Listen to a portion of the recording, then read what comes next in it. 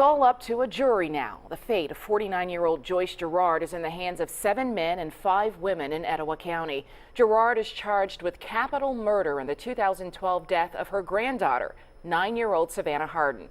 WIAT 42 News reporter Mike McClanahan has been covering Gerard's trial since it began on March 9th. He joins us now live outside the Etowah County Courthouse. And Mike, the jury started deliberating late this afternoon. They did, Sherry. Matter of fact, jurors are still mulling this over inside the judicial building back behind me. And this has been a long and emotional day in court. And for the first time in court, Savannah Hardin's biological mother was in the courtroom. That was Heather Walker. She sat behind prosecutors as attorneys made their closing statements. Now, in their closing arguments, defense attorneys claimed that the state hasn't proved Gerard intended to kill Savannah Hardin. They claim Hardin didn't die of low sodium from dehydration, but from overhydration. They say Gerard couldn't have known how to cause that condition, and that the support from her family in the courtroom, I might add, is evidence in her favor. Now, in the prosecution, when they gave their closing arguments, prosecutors said Joyce Gerard crossed the line and had to know what would happen if she made Savannah continue running after she fell down. They compared it to a boxing match where the referee orders a down fighter to get back up and then winds up getting killed. They argued that it was discipline that ended in death because Gerard was angry, and Etowah County District Attorney Jimmy Harp said, quote, "No more tears. We want justice.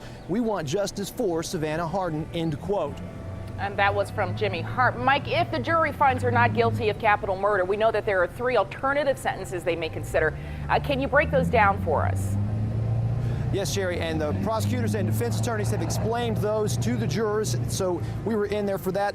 One of them, the most serious alternate sentence she could face, is felony murder. Now, that's felony murder that occurs, a murder that occurs during a felony. In this case, the jury would have to decide whether Gerard committed the felony of aggravated child abuse and whether that led to Savannah's death. The other 2 are manslaughter, where they could decide if she recklessly caused the death, and the last would be criminally negligent homicide, which prosecutors compared to a drunk driving fatality earlier. Now, sentencing guidelines for anyone convicted on those different charges, or a range of those charges, can range from anywhere to the death penalty to just a misdemeanor up to a year in prison and a large fine. We'll let you know what the jurors decide as soon as they have a verdict. For now, live in Etowah County, Mike McClanahan, WIAT 42 News. Coverage you can count on.